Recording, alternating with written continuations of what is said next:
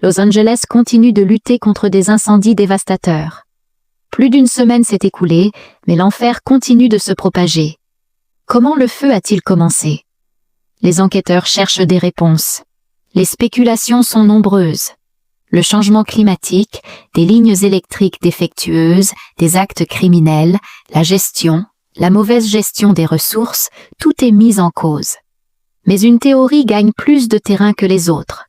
ChatGPT a causé les incendies. C'est exact, les réseaux sociaux ont trouvé un nouveau bouc émissaire. ChatGPT, le même chatbot d'IA qui peut résoudre des calculs et composer des poèmes.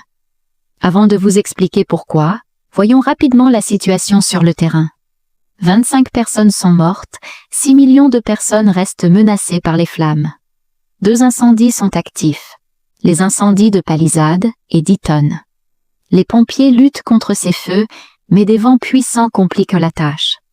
Les conditions devraient s'améliorer ce week-end, mais Los Angeles a encore un long chemin à parcourir pour se remettre, ce qui nous amène aux coupables.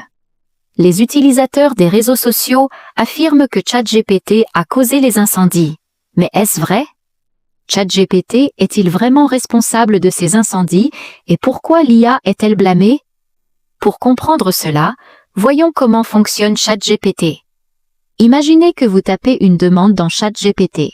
Cette demande est transformée en code. Ce code passe à travers un réseau de serveurs. Les serveurs effectuent des milliers de calculs complexes et produisent finalement la meilleure réponse possible. Tout cela se déroule sur des serveurs massifs et énergivores.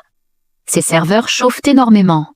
Par conséquent, les centres de données doivent empêcher la surchauffe en utilisant des systèmes de refroidissement qui dépendent fortement de l'eau.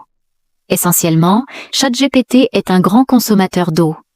Pour mettre cela en perspective, un courriel de 100 mots nécessite environ une bouteille d'eau. De même, chaque 4 ou 5 demandes consomment presque 500 ml d'eau. Maintenant, prenons du recul et regardons le tableau global. En 2024, ChatGPT comptait 300 millions d'utilisateurs actifs chaque semaine. Vous pouvez donc imaginer la quantité d'énergie et d'eau nécessaire. C'est pourquoi les réseaux sociaux se plaignent. Los Angeles est situé dans le sud de la Californie, une région sujette à la sécheresse. L'incendie a aggravé cette rareté de l'eau.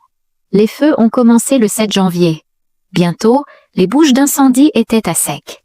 Le département des pompiers de LA a été critiqué, et c'est à ce moment-là que les réseaux sociaux ont fait des liens.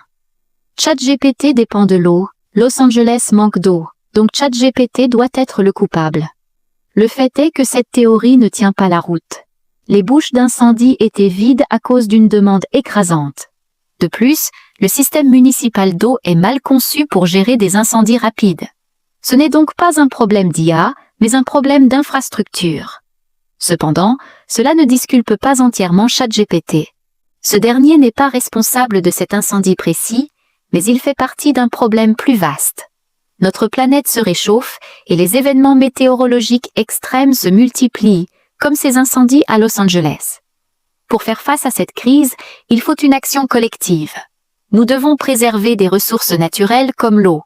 Pourtant, nous construisons davantage de centres de données d'IA qui consomment des litres d'eau et d'électricité pour rédiger des courriels.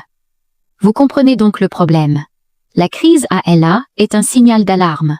Ce n'est pas seulement une question des technologies que nous utilisons aujourd'hui, mais aussi de la gestion des infrastructures qui les soutiennent. Les entreprises d'IA doivent aussi faire mieux. Elles doivent trouver des alternatives de refroidissement ou déplacer leurs centres de données vers des climats plus frais. Après tout, l'avenir de l'IA ne réside pas seulement dans la promesse d'intelligence, mais aussi dans son intégration responsable dans notre monde.